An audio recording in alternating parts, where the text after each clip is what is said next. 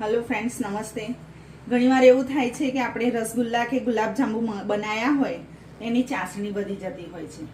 तो मारे पण एवुं थयुं, चासणी वधी तो चासणीमांथी हुं आजे शक्करपाड़ा बनावीश, गळ्या शक्करपाड़ा। एना माटे मैं 2 वाटकी घઉંનો લોટ લીધો છે, રોટલી બનાવવાનો જ લોટ લીધો છે। એની અંદર 1.5 ચમચા જેટલો મેં રવો એડ કર્યો છે। રવો ઝીણો છે એકદમ। હવે એમાં ટેસ્ટ પ્રમાણે સામાન્ય જ માટે મીઠું એડ કરીશું, વધારે નહીં, ટેસ્ટ। અને થોડા તલ છે મેં ખાયણી દસ્તામાં કચડીને કૂટીને તલ લીધા છે, બરાબર। અને હવે આ બધું હું બરાબર મિક્સ કરી દઈશ।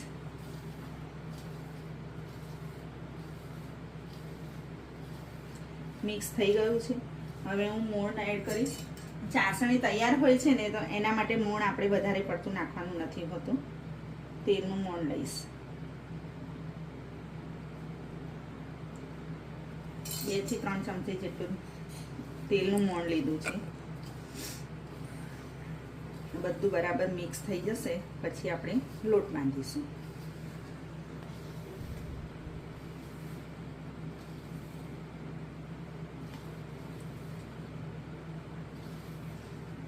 મસ્ત મિક્સ થઈ ગયું છે। હવે આપણે લોટ બાંધીશું। ચાસણી છે, ચાસણીથી આપણે લોટ બાંધીશું। જોઈતા પ્રમાણમાં ચાસણી એડ કરતા જઈશું અને લોટ બાંધીશું। એને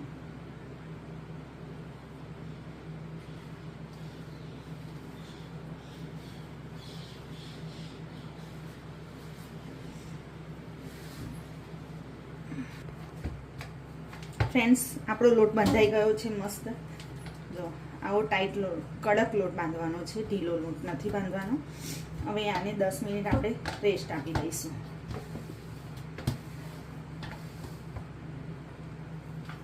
આપણે શક્કરપારા વણીને એના કટ કરી દીધા છે। સાઈડની કિનારી કદાચ તમને એવી લાગે કાઢવા જઈએ તો કાઢી નાખવાની। હવે કટ કરી દે। તેલ ગરમ થઈ ગયું છે અને આપણે હવે તળી દઈશું। અને પહેલાં ધીરા ગેસે તળવાના છે। આ મૂકીશું તો પણ તળાશે ને એટલે એની જાતે જ છૂટા પડી જશે।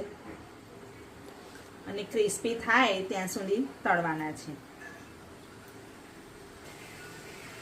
તો તેલ સરસ ગરમ થઈ ગયું છે। તળતા બીજા નાખતા નાખતા ઉપર આવી પણ જાય છે મસ્ત।